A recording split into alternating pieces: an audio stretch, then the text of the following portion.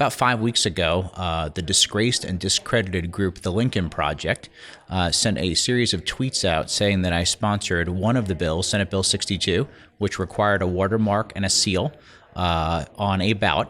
It was a bipartisan bill, said that I sponsored and voted for it, then copied the firm that I worked for at that time, and then copied all their major nationwide clients. And within a matter of 24 hours, I lost my job.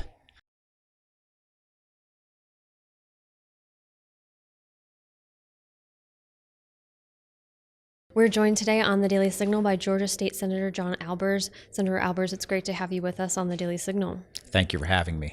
Well, you were part of the leadership in the Georgia legislature that passed Georgia's new election integrity bill. Can you start off by telling us about this legislation?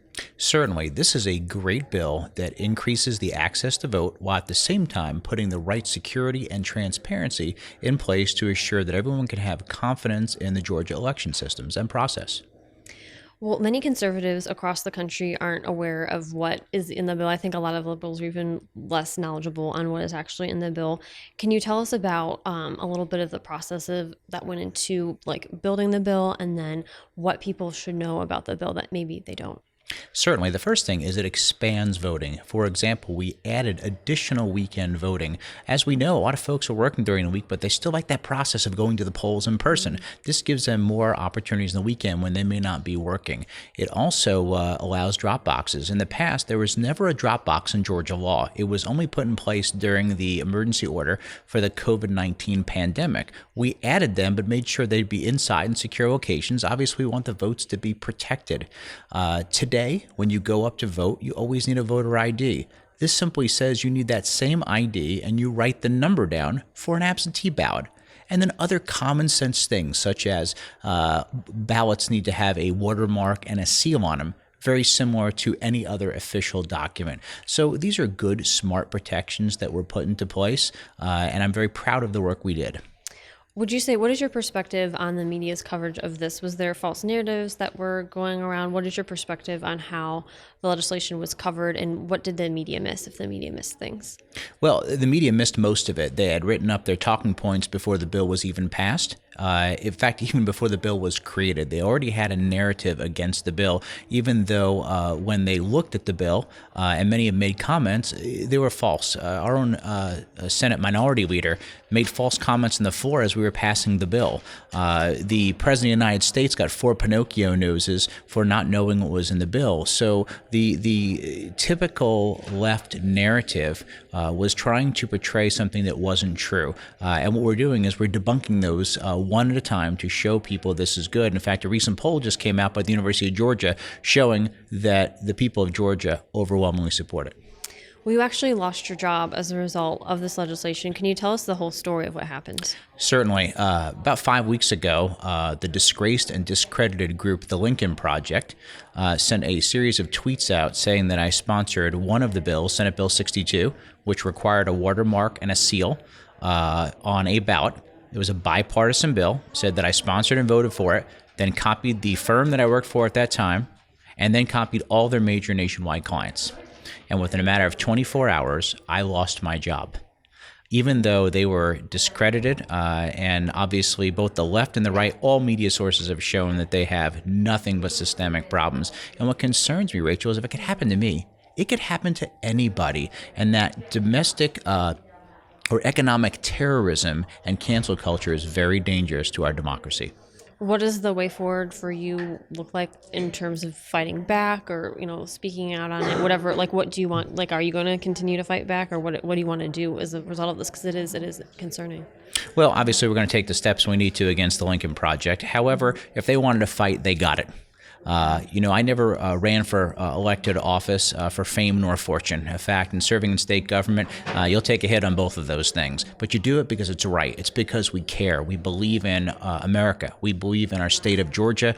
I believe in what I'm leaving for my children and my future grandchildren one day. And this fight is righteous, and we need to press forward and do the right thing. Well, speaking of losing jobs, you had another colleague who also lost a job, or a client. What do you think this says for the larger situation as where we're at in a country right now, that people are losing jobs over legislation that they're working on in their legislatures? Well, first off, it's scary, right? The folks on the left are skipping socialism and going right to communism. This is what communists do. They go after to try and cancel and remove people who don't fit their narrative. They shut the media out of things that they don't like. It's very, very concerning. But you know what? The pendulum swings too far in one direction on purpose, so we can bring it all the way back to what it needs to be. So this is time for all patriotic Americans to stand up and say, enough is enough. We're not going to tolerate this, and we're going to push back against these people and take our country back. Well, in the conversations about election integrity and voting rights, there's been a lot of pushback about voter ID and people saying it's racist to have to, provide your ID to have to vote, and people are very upset about it. And when you look at just daily life, I was talking to someone about this earlier, you have to provide an ID to adopt a pet, to get on a plane, to buy a house, so many things that that is what is expected and you have to do. And so what is your perspective on all of this pushback when it comes to providing an ID to have to vote? Well, first off, 97% of Georgians already have an ID anyhow. And those that do not, we provide a free ID to them. So there's no cost, there's no concern of that. This is just folks trying to find something in order to capitalize their false argument. Right, it's just wrong. And as you just mentioned, the CEO of Delta Airlines came out against this bill, which is strange because he has no problem taking large handouts and tax credits from the state of Georgia. Yet before I log on to Delta's website, I need my ID and information put in. And before I can get on his plane, I need another ID. So, it's silly. And what are you afraid of by proving you are who you are? Well, as we see a lot of more states across the country start to look at election reform legislation, how would you encourage fellow state legislators across the country to handle similar situations with what you had to deal with in Georgia? Well, be not afraid. The truth is on our side, right? It's a righteous cause. And if you think about what our founding fathers went through for this nation, I mean, think about the people that signed the Declaration of Independence, who fought in the Revolutionary War, who battled through every major world war, right? My grandfathers both fought against Nazi Germany, right? Those sacrifices are so much bigger than we can even think of. So is the battle tough? Yes. Is it worth it? Absolutely. We have to stick together, rally the people that know better, and take this fight to the end. Speaking of pushback from this legislation, you mentioned Delta. The All-Star game for the MLB was moved out of Georgia to Colorado. What's your perspective on that, given that, and I think we should talk about this, but I feel like the restrictions in Colorado for voting in Georgia, they're pretty similar. So is this posturing? What's going on here? Well, I think it's quite ironic that the Major League Baseball organization, which is based in New York, which doesn't have voting rights anywhere close to as good as Georgia, in the middle of the night decided to move it to Colorado that has more restrictive voting than Georgia does. In fact, there you have to put a photocopy of your ID in with your absentee ballot, which is ripe for identity theft. We have more absentee opportunities, more weekend voting. So really what happened was the Major League Baseball organization struck out when it came to integrity. What are the people of Georgia saying about the decision of the MLB and all the pushback that's been happening? What are you hearing from your constituents? Well, they're mad, right? They're disappointed because we had a few companies who were uninformed, who are not telling the truth, that are ultimately hurting Georgians, right? In their own posture, they said, well, we're doing this because we care. Well, if you care, you don't take jobs and business away from small businesses. And it's just simply wrong. And you know what? When you're in an executive position, you have to maintain a certain amount of character and credibility. And we should hold them at a higher standard, especially a large publicly traded company. I'm very disappointed, and I hope people will use their voices appropriately in order to counter that. In talking about the MLB, I believe your governor, Governor Brian Kemp, had said that he would speak with the MLB commissioner to talk about this new law, to explain it, to address any concerns that the MLB had. Did that conversation happen? Did the MLB want to talk to him?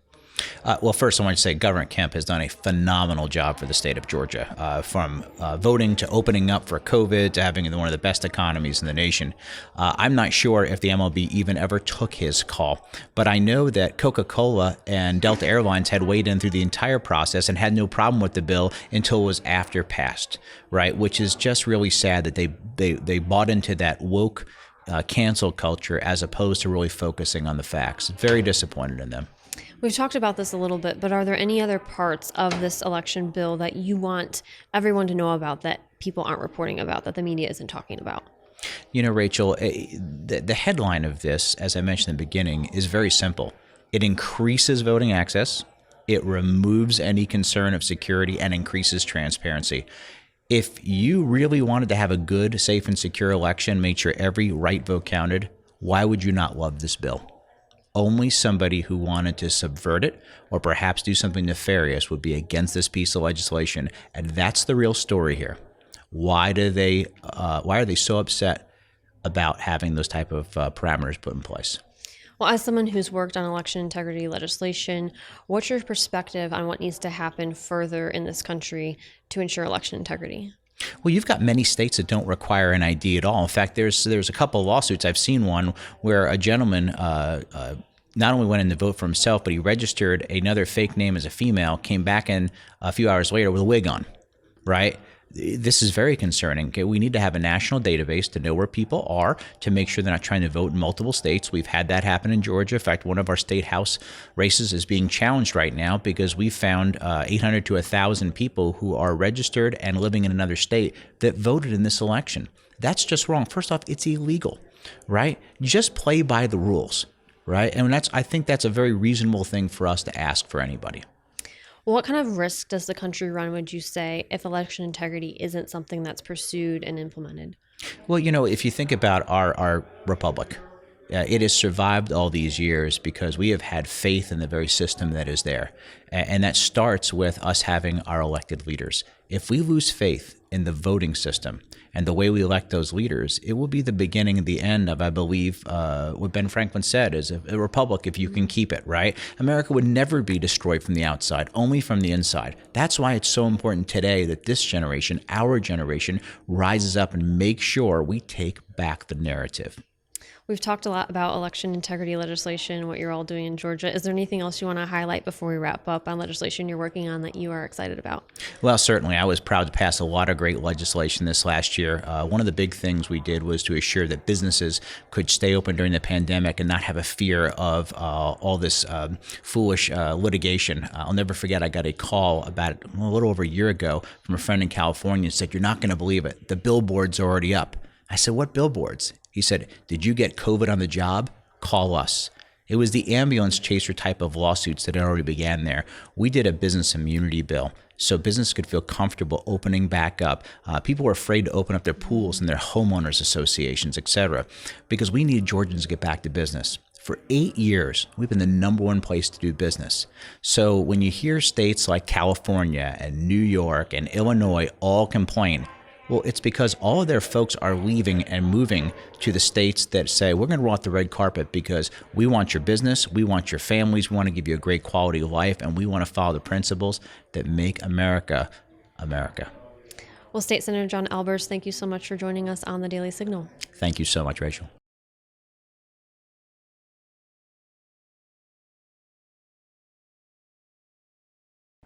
Thanks so much for watching this video. Be sure to hit the subscribe button so you never miss new content from the Daily Signal.